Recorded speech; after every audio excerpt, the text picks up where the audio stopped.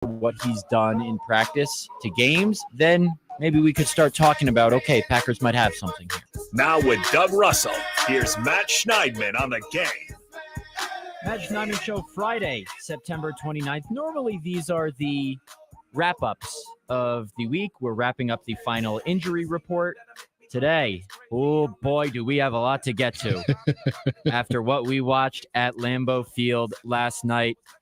A dismantling, a manhandling, a whooping, an ass-kicking. I'm allowed to say that on here. I just heard Drew and KB say it, right? Oh, yeah, you're good. Okay, fantastic, because that's what Matt Lafleur said. Yeah, repeatedly. We will be diving into, dissecting every angle of Lions 34, Packers 20. I go back, and this is what I wrote my story on this morning on The Athletic. I go back to what Jets head coach Robert Saleh said in Week 6 last season. That was the week after the Packers returned from London, didn't have a bye week, hosted the Jets. It was 3-3 at halftime. Final score of that game was 27-10. Robert Saleh, Matt Lafleur's best friend, who was in his wedding, said after the game, we knew we could take them out to the deep end until they found out they couldn't swim anymore. I'm paraphrasing, but he essentially said, we can keep pounding the rock. They ran for over 5 yards a carry, dominated them up front with their defense. And Matt Lafleur's best friend essentially called his team soft. Pretty much. We are sitting here almost a year later, and I'm not sure we have much evidence to dispute Robert Saleh's notion. Listen, the Packers have done some good things since then. That late season run they went on, they obviously dismantled the Bears. They came back against the Saints. But to me, and maybe I'm wrong, toughness in the NFL is determined in the trenches. I'll give the Packers an excuse, some leeway on the offensive side of the ball because they're missing their two best offensive linemen. They'll probably be without Elton Jenkins for just one more game, and then he'll have the bye week to rest before returning against the Broncos in Week 7 in Denver. David Bakhtiari is out until at least Week 9, and who knows if he ever plays for the Packers again. Zach Tom was playing on one leg after suffering that knee injury late against the Saints. He played poorly last night. So I'll give them an excuse there. And Aaron Jones hasn't played the last two games, and he was limited yesterday. But on the other side of the ball, the stat I like to use most to gauge effectiveness defending the run, it's defensive rush EPA per snap. EPA is expected points added. That's a true media stat. So in layman's terms, if a team rushes for 1 yard on 3rd and 1, that's a successful rush, but it only shows up as 1 yard per rush. That's not good. If you're just looking at it from a 30,000 foot view. Defensive rush EPA essentially measures the success rate of, your defensive plays against the rush. Since Brian Gutekunst took over as general manager, the Packers rank dead last in the NFL in defensive rush EPA per snap. They're the only team that doesn't have a positive number in that category. Since Matt Lafleur took over as head coach, 32nd in the NFL. Through 4 games this season, with the rest of the team still playing 3. 27th. Last night, Matt Lafleur had something pretty damning, I thought, to say about the run defense, which, to any casual observer, hasn't changed since the 49ers ran rampant on the Packers in the 2019 NFC Championship game. You've given up 200 rushing yards in 2 of the 4 games now. It's kind of what was an issue last year too. How do you get that solidified? Yeah, we're going to have to do something different because it's insane to do the same things over and over again and expect a different result. So that is a good offensive line. They got really good runners. I think Gibbs and Montgomery are 2 of the better backs. It's one of the best offensive lines in ball, but it's still inexcusable. You should be able to take one phase away from, if you want to stop the run and commit to that, then make them throw it over your head. It's alarming because we were sold on the bill of goods, and I bit the cheese, that this year's interior defensive line and maybe run defense as a whole would be different. In past years, we've seen them trot out Dean Lowry, Tyler Lancaster, Jaron Reed, these veterans. Now, Lancaster wasn't always a veteran in his time with the Packers, and not be able to stop the run. We've always said Kenny Clark needs more help. The edge defenders haven't really set an edge adequately in the run game either. This year we said, okay, TJ Slayton, Devontae Wyatt, they're playing well. They're deep on the edge. Same story. They haven't proven it to us that they can stop the run. Sure, they held the Bears to 4.2 yards per carry after they led the league with 5.4 yards per carry last year. So that's admirable, but they still allowed over 4 yards per carry. They allowed 4.7 against the Falcons and over 200 rushing yards. By my count, missed 21 tackles. Couldn't stop Bijan Robinson. Against the Saints, they were good. 3.5 yards per carry. But the Saints didn't have Alvin Kamara or Jamal Williams, their top two. And yesterday, what we watched yesterday, let me throw a couple numbers at you, Doug, before I want you to weigh in. The Packers allowed 4.9 yards per rush. 211 rushing yards again, same number they allowed against the Falcons. Mm-hmm. The Lions averaged 2.12 yards before contact per rush. Only 3 teams in the NFL have a better average in that category this season. In other words, the Lions' offensive line dominated the Packers' defensive front. Not only that, David Montgomery, of his 121 rushing yards, 113, according to Next Gen Stats, came after contact. Wow. They couldn't get off blocks. They couldn't tackle when they did. Just all around bad. And Matt Lafleur was asked today what exactly he meant by something needs to change if it's insanity. He just said philosophy. Guess what? Joe Barry ain't getting fired. Sorry, folks.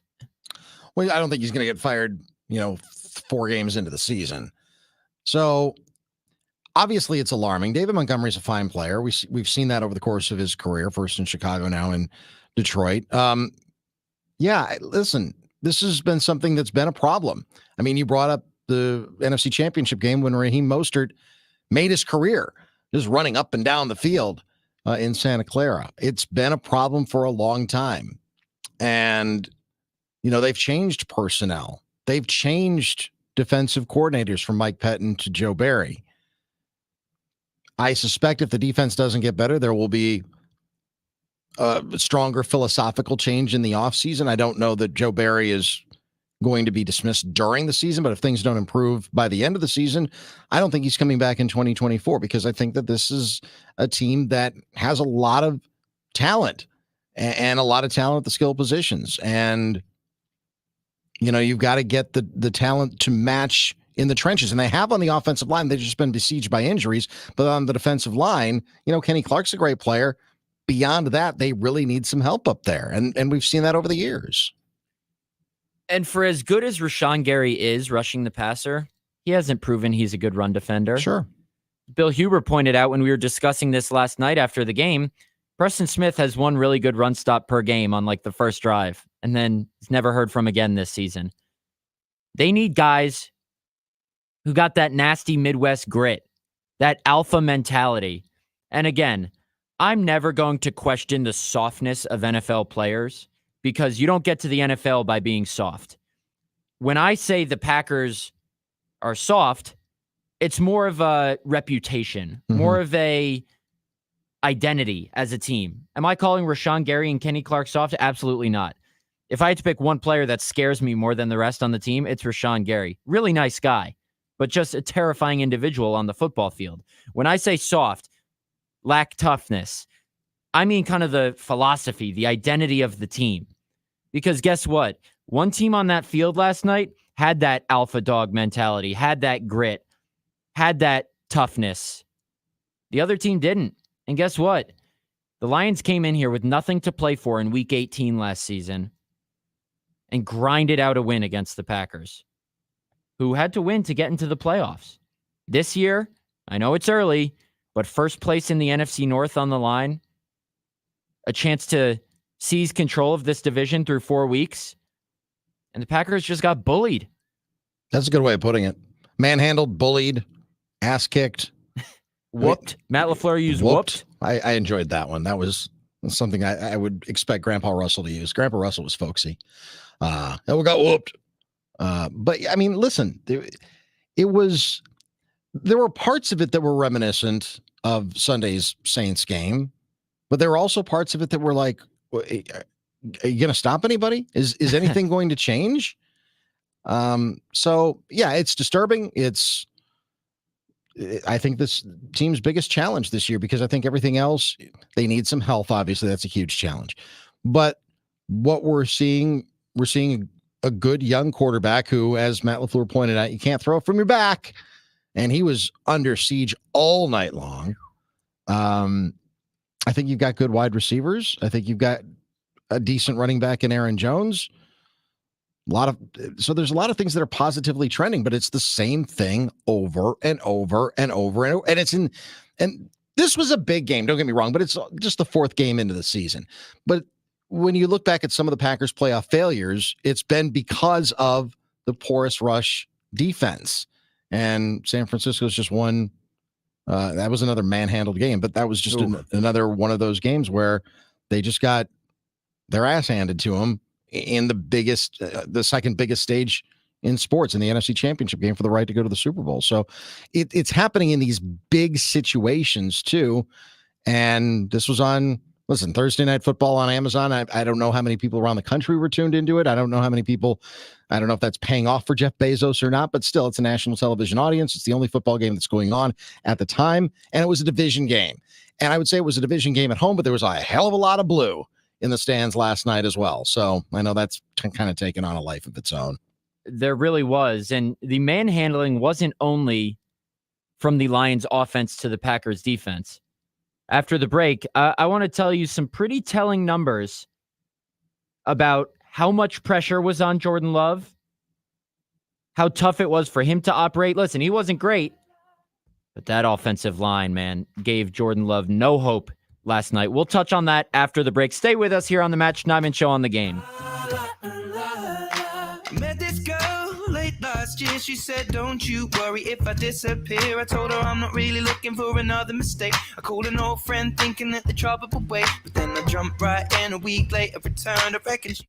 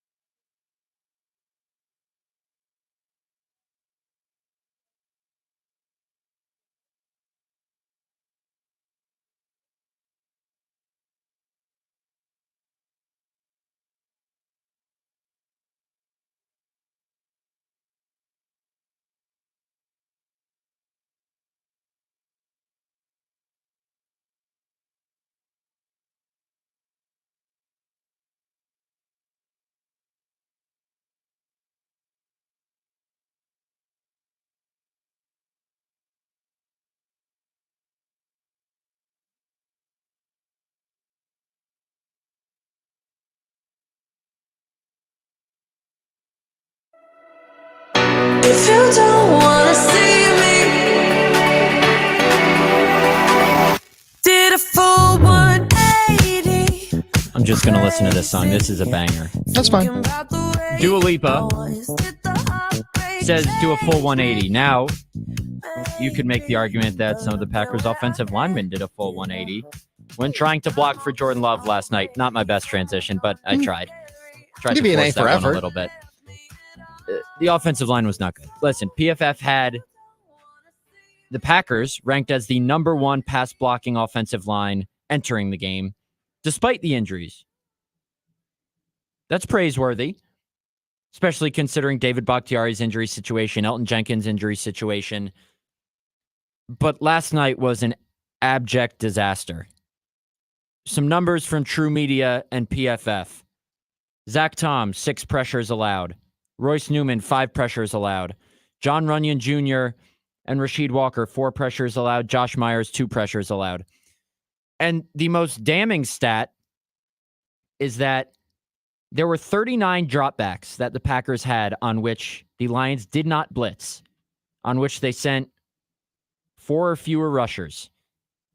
The Lions still generated 17 pressures on those 39 snaps when they did not blitz. That's crazy. 4 of their 5 sacks came without blitzing. They only blitzed 3 times last night, and the Lions were still able to generate pressure. They moved Aiden Hutchinson around. They ran some stunts and twists.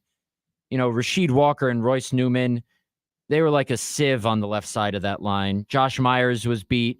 Runyon was bull rushed a couple times into Jordan Love.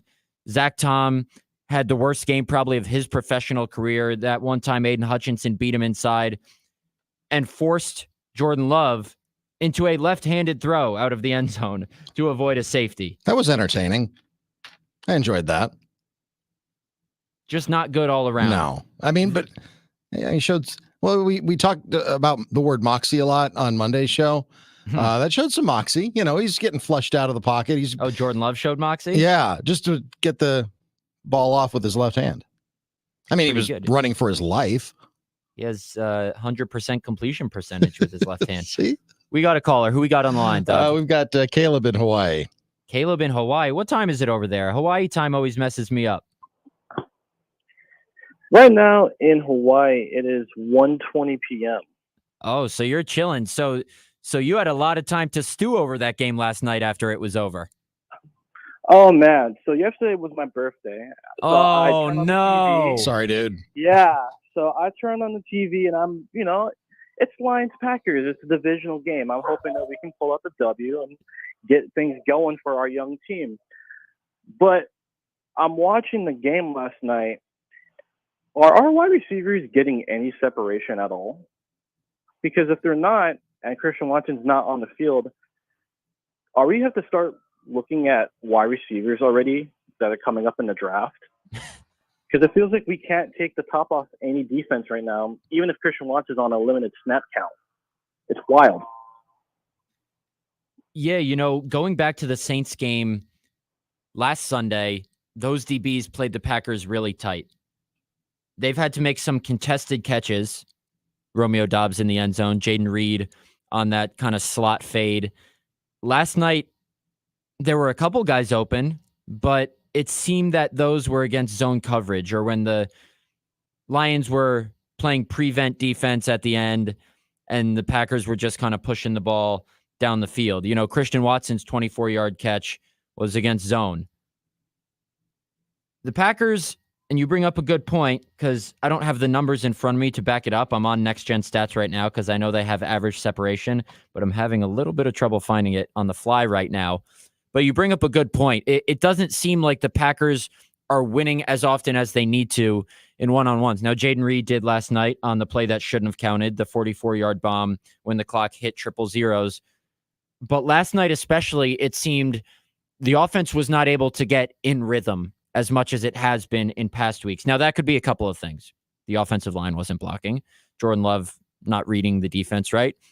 But oftentimes, it's because the wide receivers can't get open. And I'd have to look at if the Lions are playing man or zone. I haven't doved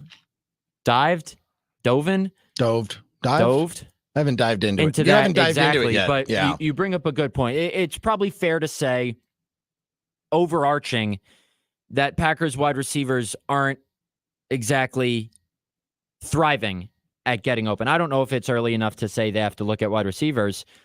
I'm going to keep manifesting this. It's not going to happen. But there's a wide receiver they play in their next game who I think some people are familiar with, who knows how to get open. Yeah. I'm just kidding. That's not going to happen. But good point. Appreciate the call.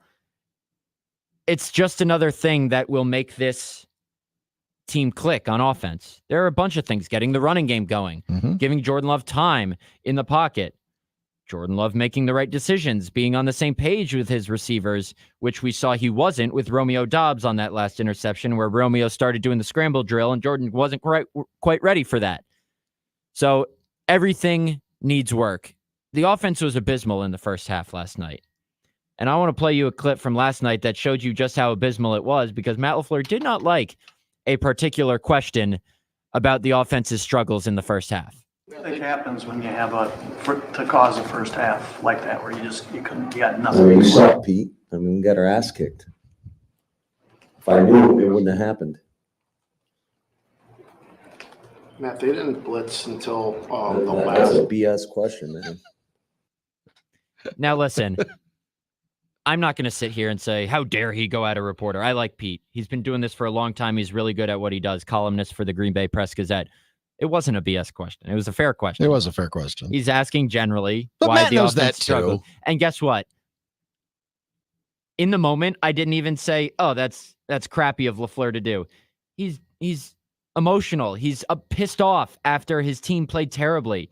He's a human. I'm fine with them showing emotion. If Lafleur had done that to me, I wouldn't have taken it personally. He's in the moment. He knows it's not a bad question. And guess what? This isn't the first time we've seen Lafleur, after he's able to have a calmer head, come back and give an actual answer.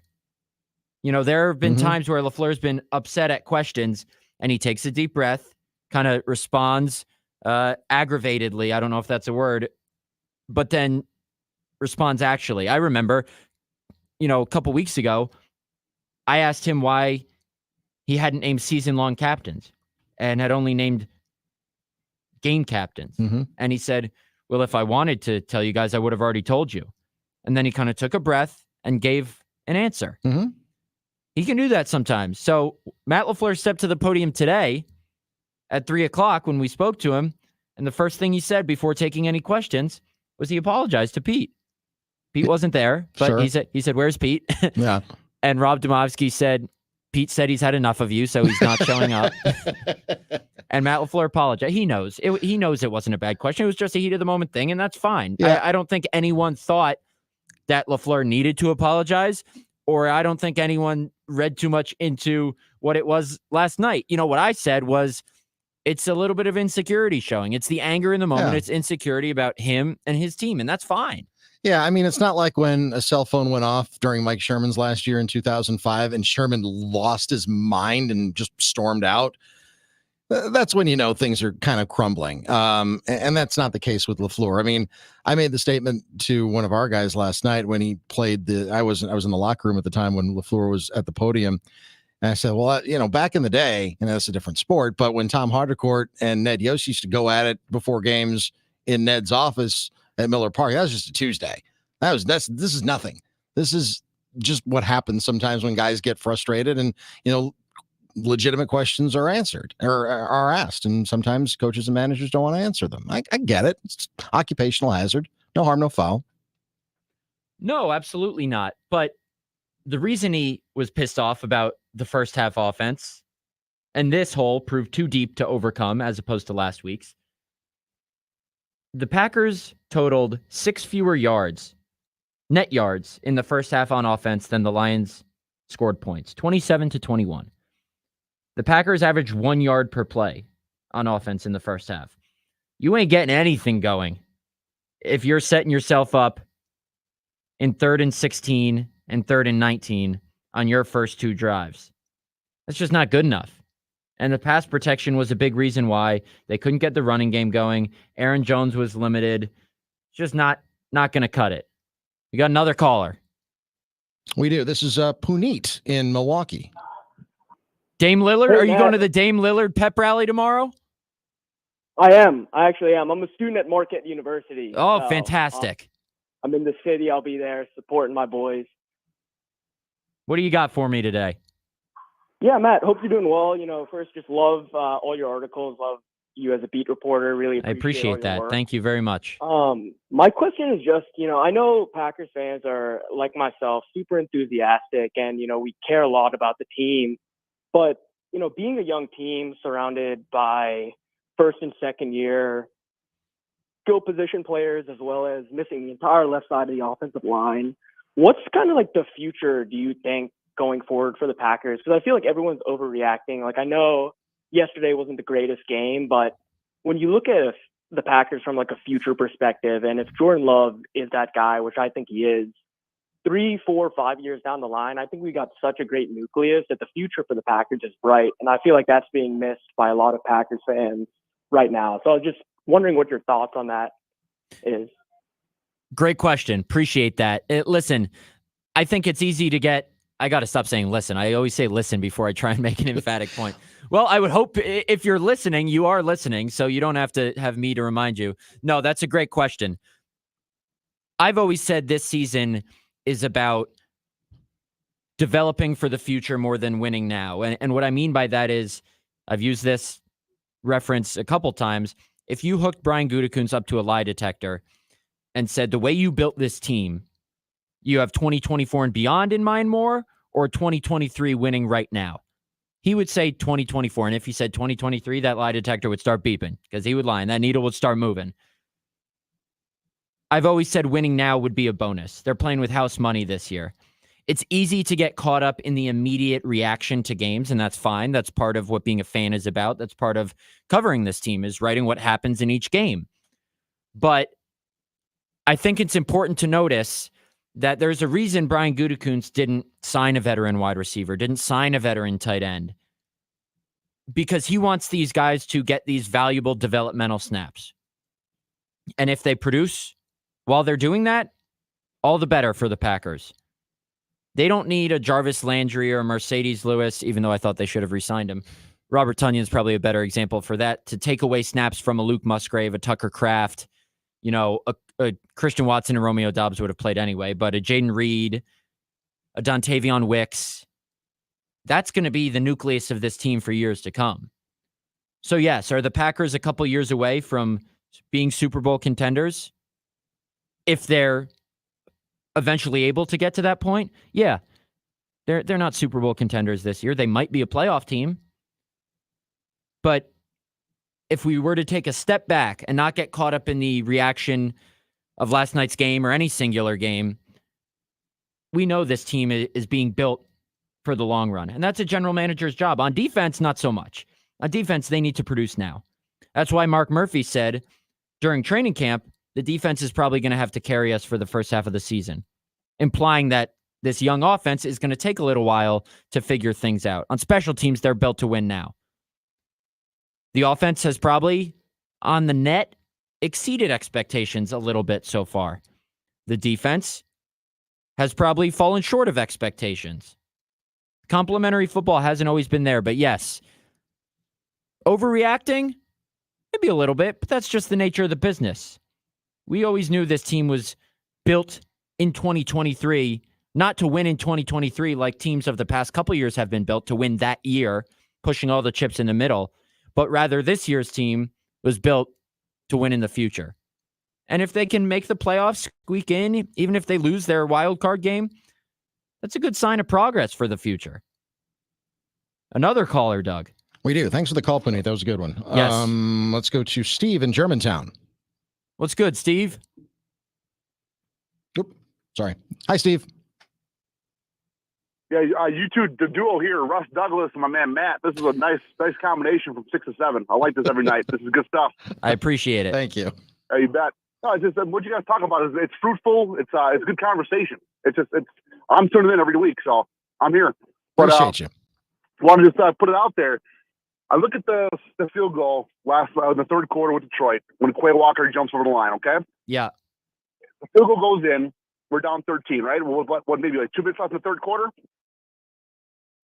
Ish, maybe fourth quarter. I can't remember the exact time. But When the field goal went in? Yeah, it was like 2 minutes left, wasn't it? No, there were 8 minutes and 10 seconds left in the fourth quarter. Oh, in the fourth. Okay. My time's a little bit off. But either way, I got a reason to believe that play stands. Packers rolled down because they were second half. They were kind of rolling. The offense was doing some better things. I got reason to believe that Jordan Love could have brought that game to 24-30. And then you know what? With 2 minutes left, or whatever, 3 minutes left, whatever the time clock would have said, things can happen. So I don't think this team is that far off. I will just say Detroit's pretty good. They got a nice nucleus. The offensive line is for real. The line is for real. But this young Packers team, again, they're the third youngest team in the league, are they not? I think it's the third or fourth youngest team in the NFL. Youngest. They are the youngest. The youngest. Well, there you go. To be 2-2 at this juncture in the game, in the stage of the season, I'm optimistic, man. Let's rest up. Let's get ready for Vegas. Got the big game Monday night. And then you got a nice bye week after that. This is a time now, this next 3-week stretch, where this team can heal, can learn, can grow and bond together. And I'm looking forward to that happening because as long as they play a 500 ball for most of the season, 9 wins can sneak into that 7th spot. 9 wins can definitely get you there. So, I mean, I'm being big optimistic, and that's the way I am. That's fine. My Packers, right? Listen, I like it. Some positivity here on this Friday from Steve from Germantown. You make a good point. Listen, 2-2. Would Packer fans have taken that before the season? Some of them probably. Especially, now I know you have to play every game. They have 2 bad teams coming up next, the Raiders and the Broncos. Those are 2 bad teams. Packers could realistically be looking at 4-2. The Lions are the class of the NFC North right now. They're a damn good football team. That would have been an amazing win for the Packers. But the fact that they fought back and made the last 2 games interesting, 1-1, didn't win last night, it shows some resilience. And that counts for something, I think. Sure, it wasn't nearly enough in the end, but I do agree, and I said it in the press box, when they cut it to 27-17, I was like, oh boy, here we go again. And in those situations, the defense has to be perfect. Even if the offense doesn't score on every drive. Look, in the Saints game, they didn't convert a 4th down from the Saints' 13-yard line to start the 4th quarter, and they still won because the defense pitched a shutout and played near perfect ball. That wasn't happening last night. Now, if we want to get into the leaping penalty, that's a whole nother thing in itself, but we're going to stick on the glass half full train in honor of Steve's call. Are they that far off from being a playoff team? I don't think so. Are they far off from being Super Bowl contenders? Yes.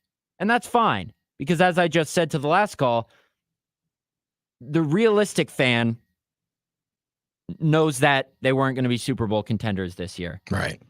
It would be great progress if they made the playoffs, but given where they are right now, given how they fought the last 2 games, given what they have ahead, an extended break before the Monday night game, the bye week, they got a chance to get Aaron Jones back to 100%, Christian Watson back to 100%. Both those guys were on snap counts yesterday. Both those guys have said in the last 2 days they hope to be 100% by the next game. They could be getting Eric Stokes and Elton Jenkins back in the next couple weeks. Jair Alexander.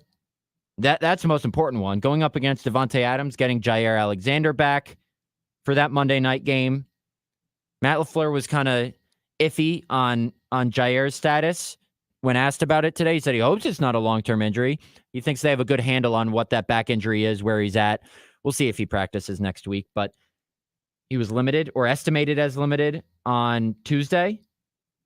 So I don't know what that means for his status, but if they get Jair back, they get Zach Tom healthy, this is a big stretch because they have this break, then the bye week. Of course, the Packers would rather have a midseason bye week, but it kind of, I forget who said this last night. It was probably in person when we were chatting in the press box. This bye week kind of comes at a good time for the Packers. Really does. I think everyone prefers more of a midseason break. I mean, the last 2 years they had it in December, which was so late in the season. I thought they were really beat up by the time the bye week finally came around, but just the way the injuries have fallen this season, they've happened so early. So yeah, maybe it does come at a good time, as well as this kind of mini break, because there are a couple players that were getting out of town, several of them this afternoon. They get away for a couple of days and then they can come back and have the weekend off and refresh themselves. I guess that's the benefit of not practicing, because you only have 4 days in between, Sunday's game and Thursday's game. I know it beats everybody up, but there is, I guess, some benefit to it. You can just kind of get your head right before your next game. Without a doubt. We're going to take one more quick break. And then to wrap up the show, if anyone else wants to call, they're more than welcome on the PellaWI.com talk and text line. 414-799-1973. If not, we've touched on the defense, the offense, third segment, special teams, because there's plenty to talk about in that regard too. Stay with us here on the Matt Schneidman Show on the Game. Everyone else in the room can see it. Everyone else but you. Baby, you light up my world.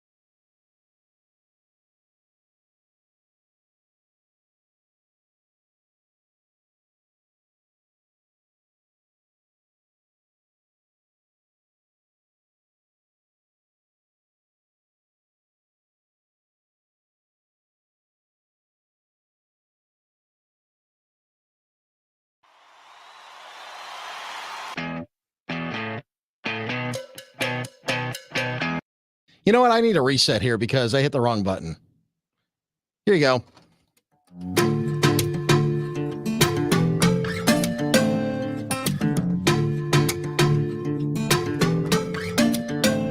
She got the brown eyes, caramel thighs, long hair, no way. All right, sorry about that. Go ahead. Are we on the air? Yeah, we're on the air. Oh, okay. I hit a wrong button. Oh, okay. I hit a wrong button. Welcome back to the Match It's Schneidman live Show. radio. We had a late night last night. Here on Friday, September 29th. We did get home pretty late. I went to bed at around 2:30, which is early for a night game, but you had to drive back to the southern part of Wisconsin. I just drove 6 minutes to my apartment in Green Bay. Anyway, this is what's important right now. Iron Jock loves fall weather. So much so that they have another fall-related offer for you. Now through October 1st, take 25% off all hoodies and long-sleeve t-shirts with promo code FALL25. 4-way stretch, anti-static, and they will not smell from body odor. Guaranteed or your money back. Go to ironjock.com for details. That's ironjoc.com. As I teased before the break, we touched on defense in the first segment, offense, and took some callers in the second segment. Segment 3, special teams.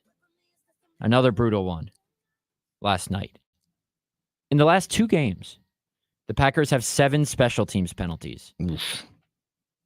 Holding infractions against the Saints, 3 of them by Jonathan Owens, Rasul Douglas, and Kingsley Enagbare. Last night, a false start on Kingsley Enagbare that pushed Daniel Whalen's punt from the 14-yard line, his own 14-yard line. Well, that's, goes without saying. I don't know why you'd be punting from the opponent's 14-yard line. To the 9-yard line. Dallin Levitt holding. Ben Sims holding, which was actually on Josiah DeGora. And a Quay Walker leaping call, the infamous Quay Walker leap. These shoot your starting field position in the foot, whether you're on offense or defense. Now, the Quay Walker penalty is an interesting case because my instinct is to blame the coaching because I haven't gone back and watched the tape of every field goal block this year, but I'm not sure how often they use Quay Walker in that scenario. You would think if he's in that situation, he knows that you can't get a running start to jump over the line. The rule is you have to be within 1 yard of the line of scrimmage if you're going to leap over the line. Can't get a running head start. So the Packers were flagged for that. It's unsportsmanlike conduct. When I heard 7 unsportsmanlike conduct, I was like, oh boy, what happened again? It's just a leap. Yeah. But what we saw last night, I think, is a reflection of bad coaching because you got to make sure your players know that rule. Now, listen, is there an outside chance that Quay Walker went rogue? Sure. But my instinct says that's coaching, in part because Lafleur said after the game, we got to make sure our players know the rules. Yes, but shouldn't the players know the rules? Yeah, but a rule like that, that's not commonly known, I would say. Maybe as commonly known, I'll say, as other rules. I know that you do as good a research as anybody, so I'm sure you'll go back and take a look at how often Quay is used in that situation. But if he's in that situation on a regular basis, You think he knows? Yeah, I would think that he would know, or he should know. We can just go off of what Lafleur said, and Lafleur's never going to place the blame on his players. He said he can't blame Quay on that. Yeah. And I love a coach who sticks up for his guys. I do. Absolutely. I mean, all I would say is that, is it incumbent upon the coaching staff to make sure that the players know the rules? Sure. It's also incumbent upon the players to know the rules too, in my opinion. Of course. And we saw what happened. That gave the Lions an automatic first down. The Lions kicked that field goal to go up, 30-17 with 8 minutes and 10 seconds left. So you're thinking, okay, there's still a chance here. But it gave them a first down. They scored 4 plays later. That's 4 more points. And more importantly, I guess equally as importantly, they took 2 minutes and 10 seconds off the clock. So by the time the Lions went up 34-17 instead of 30-17, there were 6 minutes left instead of 8-10. So that was the ball game right there. They'll get that fixed. That's a penalty that won't happen again. But the 2 holding calls, Lafleur had some stuff to say about them today because that's 7 special teams penalties in the last 2 games, like I said. The first one was a Dallin Levitt hold on a Keyshawn Nixon kick return to, I believe, the 21 or 22 yard line. Let me pull up my story. I have it right here. Keyshawn Nixon's 27-yard kick return to Green Bay's 21-yard line. So he took it out from 6 yards deep. Dallin Levitt was called for a hold. The return was right up the gut. And here's what Lafleur said. Key's got to follow where the return is designed to go. It's no different than on offense when a back maybe bounces a play that shouldn't go outside. When he bounces it outside, it puts somebody in a bad position. So he's blaming Keyshawn Nixon. My take from that is he wasn't supposed to go right up the middle, and Dallin Levitt was put in a bad position. Now, Keyshawn Nixon's 41-yard kick return to Green Bay's 39-yard line to start the second half was nullified because of what referees said was a hold on Ben Sims, their tight end. Watching back the replay, it's on Josiah DeGuara. Josiah DeGuara whips him to the ground. Ben Sims is in the vicinity. But when Lafleur was going over, I guess the blame you could say for that penalty today, he said DeGuara. Because DeGuara kind of whips down cornerback Chase Lucas. So it's on number 81. Yeah. And Matt Lafleur backed that up by saying Josiah's got to have better fundamentals, better techniques. He's got to keep his cool. I get it. It's a pretty emotional game, and sometimes somebody will do something a little bit out of character. But that is definitely an area of concern for us, speaking on the special teams penalties as a whole. I didn't see what Lucas did to DeGuara. I'd have to wait for the All-22 to come out. Then Lafleur said, it's hard to set yourself up with good field position. We're having enough struggles offensively. The last thing we want to do is start backed up on like the 10-yard line. It is well noted and has been addressed. Now we have to go out there and execute. Yeah. Rich Bisaccia, I don't know exactly how much he's been making. I'd be shocked if he's not a top 5 paid special teams coordinator in the league. They got to fix this. Yeah, without a doubt. Do we have a call on the special teams penalties? I don't know about that, but Stephen Greenfield called a couple of moments ago before you started getting into some of the specials. By the way, we always get that email by the end of the week about stat changes. I'm guessing we'll get one about the Sims DeGuara penalty. This is Stephen Greenfield. Hi, Steve. Hey, guys. Excuse me. I don't think Goody gets enough of the blame for this. I mean, how many Packers could start for San Francisco or Dallas or Detroit? That's a good question. Are you asking me? Do you want me to answer that? Yeah. Sure. Well, I would have to look at their rosters, but not quarterback start. You could make a case for Aaron Jones over Tony Pollard, but not Christian McCaffrey. At receiver, Samuel and Ayuk are probably better than the guys the Packers have. Not Michael Gallup, CeeDee Lamb is better. On the defensive side, Jair Alexander, Rashawn Gary, Kenny Clark. But, off the top of my head, those are the standouts that the Packers have. So I will say, before I let you continue, I'm a big believer, and I wrote this in my story this morning. This is not just a coaching thing. This is not just an execution thing when I'm talking about like the run defense. I'm not talking about the overall roster construction. The players are on this team because of Brian Gutekunst. He has not assembled a team that can stop the run. Now, I assume your point is more wide-ranging. Am I correct? Just the whole squad, both offense and defense. Okay. They're not very good. I don't know if I'd agree with they're not very good. I think on defense, that's certainly up for discussion because if you have 8 first-round picks and they're not delivering, that raises into question whether it's the guy making the picks, whether it's the coaches coaching these guys, or whether it's the players simply not executing. Now, there are a couple guys on this team who are surefire slam dunk picks. Jair Alexander, Rashawn Gary, Kenny Clark, who's obviously a Ted Thompson pick. But Rashawn Gary and Jair Alexander are slam dunks. Darnell Savage is not. Rasul Douglas was a good signing for someone they got off the practice squad. Devondre Campbell was a good signing. I think Quay Walker is a stud. He was a good pick. Jury's still out on Devontae Wyatt and TJ Slayton. The wells run dry on Preston Smith. We don't know about Lucas Van Ness yet. Goody just didn't fill this team with an adequate second starting safety. I don't think. Rudy Ford's had some nice moments, but nothing special. On offense, it's still far too early to tell. His team is just too young. You got 2 receivers in their second year, one of which just made his season debut on a snap count. Young tight ends. They're probably the best team in the NFL at drafting and developing on the offensive line. You can't predict injuries. Their best offensive lineman, one of their best draft picks ever, his knee failed him. Everyone else on the offensive line, maybe save for Josh Myers, seems like a pretty damn solid pick, namely Elton Jenkins and Zach Tom. So I wouldn't say that they're not a good team. They don't have good players. The defensive side of the ball has been underwhelming, namely the run defense. And that's why I wrote in my story, Brian Gutekunst deserves part of the blame. It would be a miscarriage of justice for the people to not put blame on the general manager because he's the one who constructs the team. So I definitely get that point. I wanted to say one more thing about special teams because it's been a negative show as it, not negative. Well, it's after a loss. It's been a glass half empty show, which is, I think, fitting after a loss. But I think the Packers have a punter, Doug.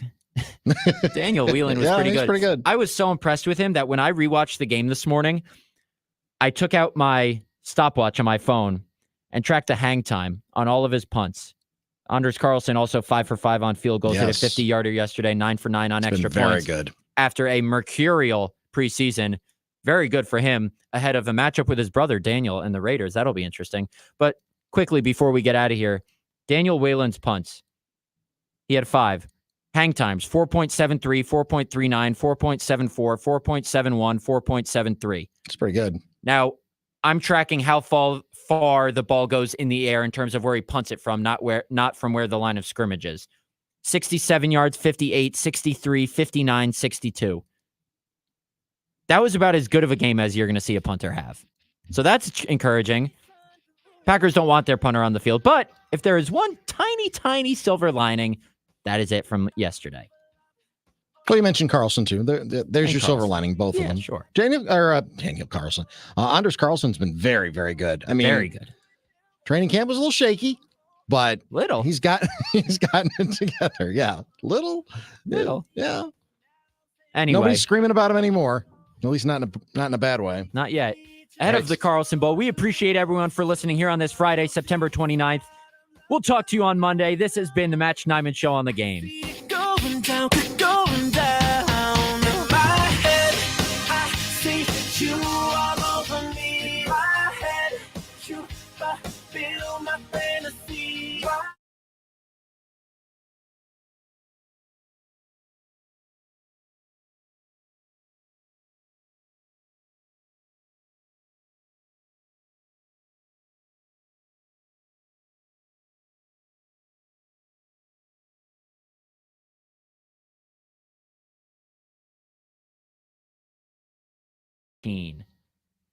On Wednesday, and then I land in Vegas 10:39.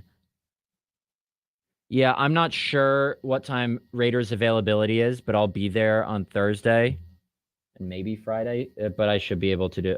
I will do the show on Thursday and Friday unless the Raiders say we can give you Devontae between 6 and 7 Central Time.